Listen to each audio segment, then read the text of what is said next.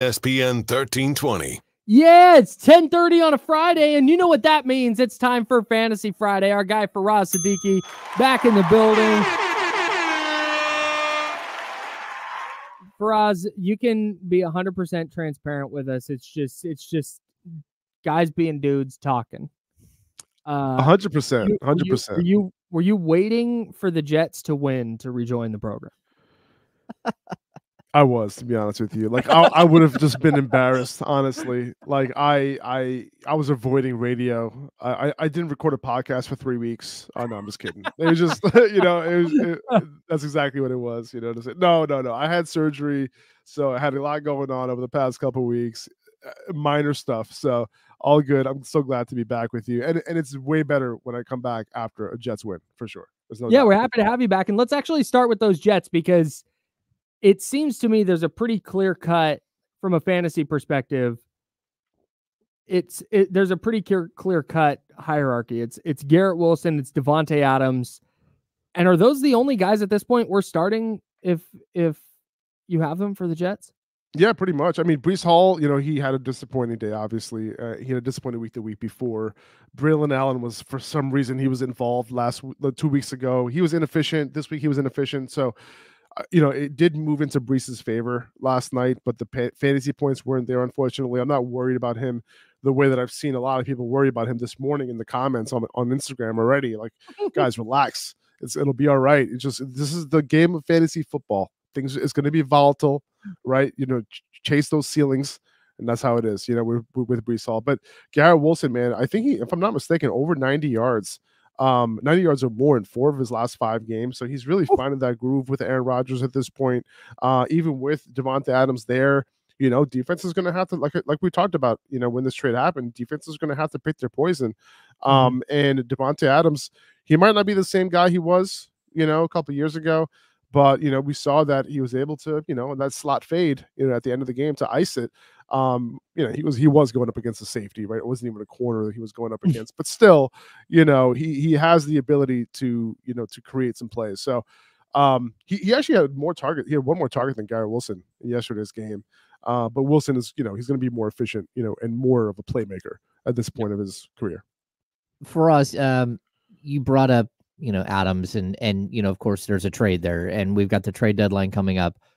There's been a couple of smaller trades, Deontay Johnson, but where are you at with the trade deadline? Do you think that there's going to be a move that changes anything fantasy wise? Even like the Hopkins trade, can that have an impact on what the Chiefs are doing? Or do you think that most of the moves that are going to be made here are going to kind of be vanilla and they're not going to be that big of a game changer? Well, in terms of the trades that already happened, I do think Hopkins is going to have an impact for sure. I think Amari Cooper is going to have an even bigger impact in Buffalo, once he's good to go, because I think, where he's at at his career compared to where Hopkins is at, it's a pretty big difference. Amari, it can be a real true, wide receiver 1 even, for fantasy, if they end up clicking. Right. And also when you look at the talent differential between Amari and everyone else, also like I know Khalil Shakir is doing his thing. Keon Coleman's doing his thing over the past couple of weeks, but at some point, Josh Allen's going to lock onto Amari. And when that happens, it's going to be serious. And in terms of things that could potentially happen now, one that's on my mind is Khalil Herbert. Who's if you don't know who Khalil Herbert is, he hasn't really played this year. He's sitting at 3rd on the depth chart in Chicago for the Bears. In my opinion, he is a good running back. Okay. And he's not really trusted in pass protection and that sort of thing. So he's been out of the loop, out of the mix, and he's somebody whose name has been a little bit hot lately on the in the trade deadline. So if he goes somewhere, who needs a running back, like how many teams really need a running back that desperately? But there are a couple spots where things could be shaken up. So if you have a spot on your bench right now, open, and you're like, I don't know who to roster, and maybe Khalil Herbert is somebody that you could just hold until the trade deadline, or at least for the next couple of days until waivers clear. Faraz Siddiqi, Upper Hand Fantasy. You can get the podcast wherever you get your podcast, and of course on the free Odyssey app. And make sure to follow Upper Hand Fantasy on Instagram and also upperhandfantasy.com. That's a website. Tons of good information there. Speaking of trades, does the Deontay Johnson trade move the needle at all for anything on the Ravens offense? I mean, they were already so good, right? And now Yeah. they add, this is quite the luxury here. Serious man beater. Well, I don't want to say it like that. That's crazy. He can separate against man cover. Sorry, guys. I think it's getting worse. You guys. Okay, got it. Sorry. Tuesday man coverage, Deontay Johnson's Very gonna win. man separator. Separated against men. With men. Separation. Really, really good at doing that all day long. Zay Flowers is a very good wide receiver. Very good wide receiver. Deontay, man, like listen, honestly, he is personally, I don't know why Carolina did this move. I understand he's in the last year of his contract. I'm trying to make this serious, guys. Okay. We're back. I can't, if We're you guys locked keep in. laughing, I cannot. We're locked in. Okay, locked in. Zay Flowers is good. Good play. In my opinion, Rashad Bateman is somebody who could continue to stretch the field. He can continue to do that, have that role. But eventually, I do think it's going to be Deontay and Zay Flowers as the primary 1-2 punch at wide receiver there. I think they complement each other really, really well. Deontay can be the guy at X. Zay Flowers, he doesn't have to worry about a lot of press coverage if that's the case. So I like it for them. This just makes Lamar an even better fantasy asset moving forward. He goes from overall QB1 to overall QB1, I guess. But Deontay, is he going to be fantasy relevant? We might have to wait a little while, right? So off of name value, if I can move off of Deontay Johnson in a trade in fantasy, I would probably do that because I don't want to wait around and it could get a little messy, moving forward. Yeah. Okay, Kyle wrote down some good ones here. And, Thank you. Yeah, and I think because we're in this situation, streaming a quarterback at this point, Bo Nix or Jameis Winston, where are you at here? Because Winston, this is specific to our interests. it is. This is for Team Swift, Kirk, and the Dickers. Yeah. All right. Well, I will say that Jameis Winston, to me, he could throw up 300 on you, on any defense, in my opinion. Like, he's just a gunslinger. If I'm not mistaken, for his career, when in games that he's played the whole game, he has averaged like 280 yards passing per game, which is absolutely bonkers. So the matchup isn't ideal, this week, but the Browns, let's see, the Browns implied total on the week isn't super low. Browns implied total is 20.5 points. So that's a lot higher than some of these other teams here. Bo Nix, we're sitting at 19 points implied total, so not too far off. The matchup is really good against Baltimore through the air, but they're going into Baltimore. I loved Bo Nix last week, by the way. Last week, I was all over Bo Nix. I had all the videos up, all that kind of stuff going up against Carolina. He ends up being the QB2 on the week for whatever reason. Like, going into Baltimore, I understand it's a really good matchup against the pass. It's just something about it, I'm not super excited about it. So I think I'm going Jameis Winston here between these two. He has the weapons too. So I think I'm going in his direction. This has the vibe of one of those games that the Ravens win like 40-10. Right. Like, they're just going to boat race this team that's 5-3, and are they real? Are they not? And they're just going to, and the Broncos are going to finish 7-10 after getting boat raced. That's kind of how I'm feeling about it. Yeah. Yeah. Good. Excellent. That confirms our priors. Good. The 49ers are expecting Christian McCaffrey back, as we talk with Faraz Siddiqi of Upper Hand Fantasy. Upperhandfantasy.com is a website. We're expecting Christian McCaffrey back after the bye week. Is this a good time now? From I guess in your opinion here, is this a good time to try and trade Christian McCaffrey, knowing that he's coming back, and you think, hey, maybe he's not going to be as involved in the offense as he was, and you get some really good value for him? Or are you on the other side and going, hey, now's a good time to see if you can trade for Christian McCaffrey? I'm trading for Christian McCaffrey right now. Even if they reduce his workload like 30%, he's still an RB1, number one. And then he's still in the running to be the overall RB1. Like, who's the overall RB1 right now? Right? It's Derrick guys like Kyren Williams, Derrick Henry, and it's iffy. Like, after that, right? There's just a couple of guys up there, right? And like, it could go back and forth. Christian McCaffrey, because he's so good in the receiving game, because he's going to get goal line work, because he's on a great offense behind a good offensive line in a great scheme, he can be efficient on his touches and be just fine. And also, he has fresh legs now. Like, I know he has, whatever he has. What is Achilles it? tendonitis. Arthritis. Oh yeah, Bilateral Achilles tendonitis. Bilateral Achilles tendonitis. Yeah. Yeah. He has fresh legs, and I think he's going to be great. He could potentially win leagues for anybody who's still in it, who was able to figure it out, even though they drafted him 101 and then he didn't end up playing. Sure. If you figured it out, I'm playing him, with confidence. I am trading for him, and you won't have to give up. I don't think you have to give up a whole lot, to get him. And if you had him for this long, I don't think you're going to want to give up the bag unless you desperately need a win this week during the bye. Go get the entire get a lot for Christian McCaffrey. If you can't get a lot, I'm not trading him away. I have confidence that he'll be back and continue to do his thing. All right, Faraz, I want to ask you about Mahomes, and it's been a disaster season for Mahomes from a fantasy aspect, but the DeAndre Hopkins thing, how is this going to work out? If you have an opportunity to pick up Hopkins, should you even start Mahomes at this point, or are you just better surfing with Bo Nix and Jameis Winston?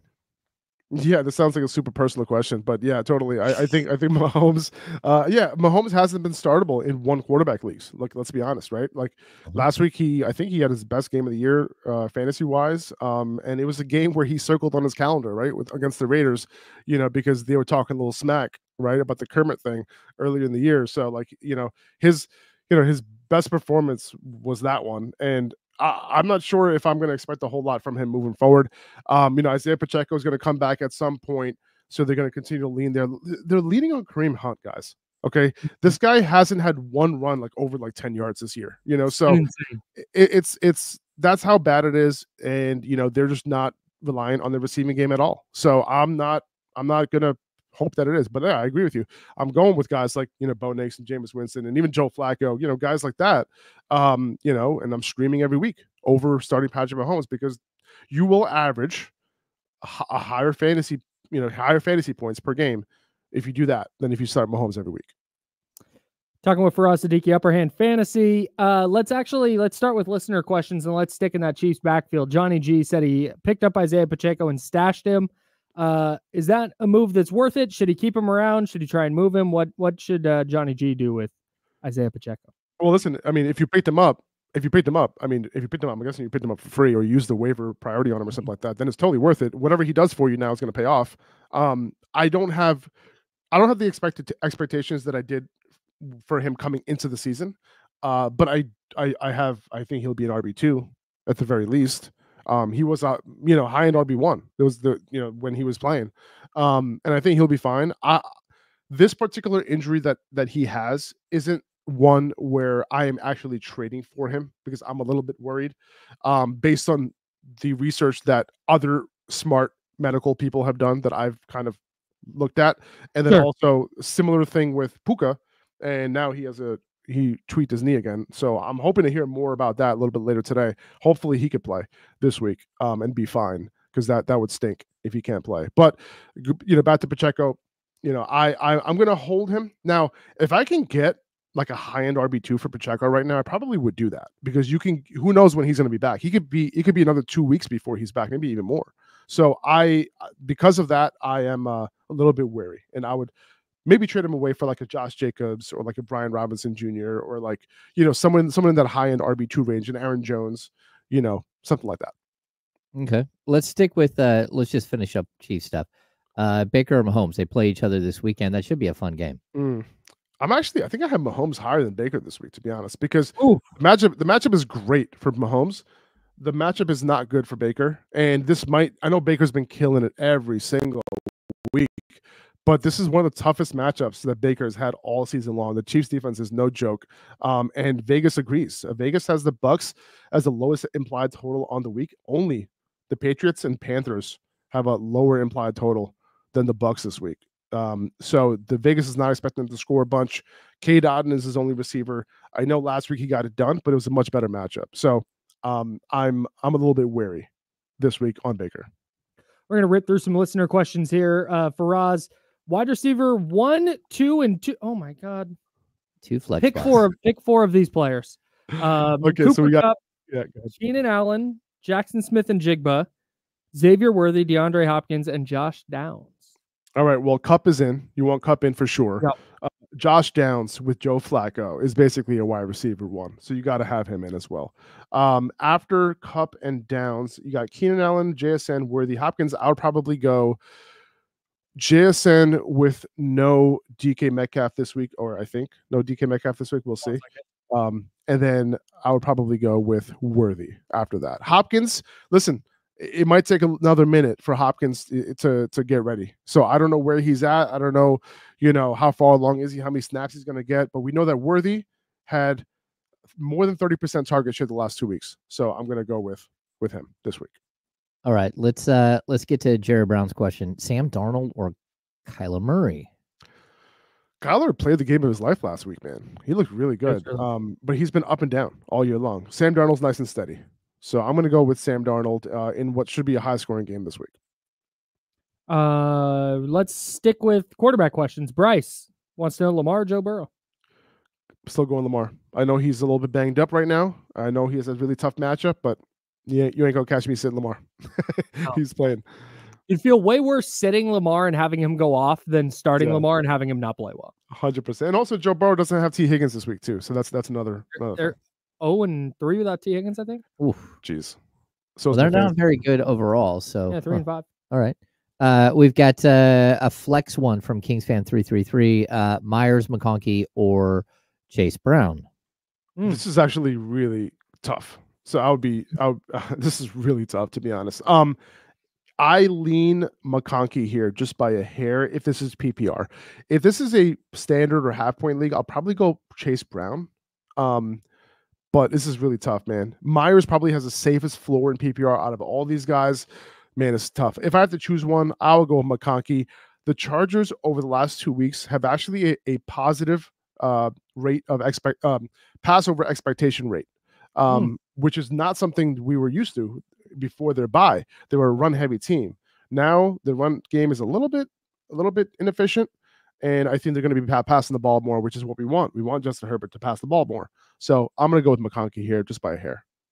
All right, talking with Faraz Siddiqi, Upper Hand Fantasy, the Upper Hand Fantasy Podcast. Get it wherever you get your podcasts. DK Metcalf or Brian Thomas Jr. Is BTJ going to play? I don't know. He's been wearing a red non-contact jersey all week long, and he's been limited, and it's a game-time decision.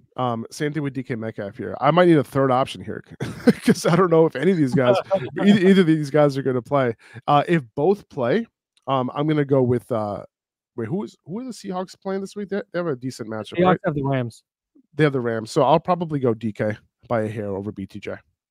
Okay, let's just keep cooking through these. We got a bunch. Chatty House After Party, Christian Watson or Jacoby Myers? I'm going to go Myers. Myers has a 25% target share in all games without Devontae Adams. He's getting it done. So he's a target hog. So I'm going to go Myers here. Sticking with wide receivers, Keon Coleman, Deontay Johnson, or Jordan Addison? I'm probably going to go Keon Coleman. He's been getting it done over the past 2 weeks. Amari Cooper, who knows how far along he is, but I'm going to go with him. Okay. Let's just keep rolling. Miles, Hubbard or Javonte Williams? Oh, man. Not Javonte. I'm going to go Hubbard. Javonte is such a tough matchup. I'm going to go Hubbard here, even with Bryce Young starting. Sneaky good year for Chuba Hubbard. Loki Trickster wants to know DeMarcus Robinson or Wan'Dale Robinson, I think. I think that's it. Yeah. I would go Wan'Dale Robinson. If you're looking for a Rams wide receiver to start without Puka, I'm probably going to go with Tutu over DeMarcus. Okay. What do we got? Soren needs one flex. Pollard, Myers, Stevenson. I'm gonna go with man, this is tough. I'm gonna go with Pollard, assuming that he plays. Did he practice today? Because he didn't practice the last 2 days. So just keep that in mind. Pollard, let's see. Pollard, I'm looking because you just gotta keep in mind that Pollard might not end up playing. No sign of Tony Pollard today at practice. So Pollard, 3 DMPs this week. Okay, keep that in mind. So it looks like Myers might be the move here. We actually have, if Pollard doesn't go and Spears doesn't go, we have, national hot dog eating champion Julius Chestnut as the primary starting running back for the Titans this week. Oh, that's Joey. That's Joey Chestnut, huh? Okay, never mind. Yeah, same guy. Same guy. Yeah, same. Myers. Perfect.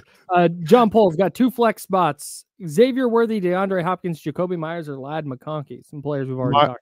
Myers and McConkey are the 2 guys here for me. Ooh, Very good. yeah, we're just like let's rapid fire these. Going through these. From David Lopez, flex spot: Otten, Marvin Harrison, Chubb, Josh Downs, or McConkey. I don't know. In a PPR league, I don't know how many spots you got, but it seems like one. Yeah, I'm going Josh Downs.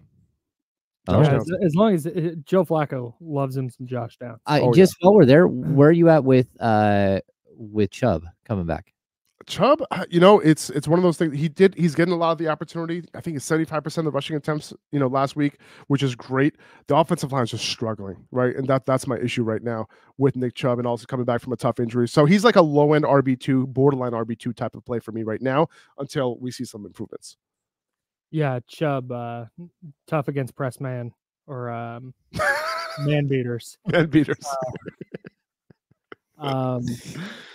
Reed, Adunze, Isaiah Likely, or Keenan Allen. I guess that's Jaden Reed. Reed hasn't. It's been a little tough for Reed lately, but I'm still starting him as a wide receiver 2 for me. Really, really good matchup this week. Very good. Okay. Let's go another one of Bryce here. We got Charbonnet, Dobbins, or Stevenson for RB. Oh, man, this is tough. It's between Dobbins and Stevenson for me. I'm going to lean Dobbins. Now, if Drake May ends up playing, I think I'm going to go Stevenson. If he doesn't, I'll go Dobbins. What does Drake May change for you there? The offense just moves better with him. Like he just a better offense overall. For his wide receiver 2 spot, Johnny G wants to know if he should roll with Xavier Worthy, Jalen McMillan, or I think that's Deontay. I'm assuming Deontay Johnson. Deontay Johnson, yeah. That's what I'm assuming, yeah. Oh, yeah, that makes sense. I would be super wary to play Deontay Johnson at all this week, in this first week as a Raven. But I would probably go Worthy here. McMillan didn't get a high enough target share last week for me to care about starting him this week, and Kansas City's pretty tough against wide receivers. All right, let's finish this up quick. Let's go David Lopez again. Running back, PPR league, Chubbs or Chuba? Or Chuba? I'm going to go Chuba. Over Nick Chubb? I think so. This week, yeah. Okay. All right, very good. And last one, Jalen Tolbert, Xavier Legette, or Elijah Moore, Jets legend. Jets legend Elijah Moore. Let's go with him. He actually led the Browns in target share last week. So I'm going Elijah. He's super fantasy relevant. If he's available, guys, pick him up. For us, you're the very best in the game. Upperhandfantasy.com, the Upper Hand Fantasy podcast, wherever you get your podcast. And of course, Upper Hand Fantasy on Instagram. Great info at all of those spots. Highly encourage you, if you like this segment, to go check that out and try and win your fantasy league. We're in the second half of the year, so go get those dubs. For us, thanks so much for joining us, man. We'll talk to you next week. Thanks, guys. Talk soon. Bye-bye. Hey, buddy. All right, there he goes. Faraz Siddiqi, Fantasy Friday. You can hear him every Friday right here on The Insider, sponsored by Jiffy Lube on ESPN 13.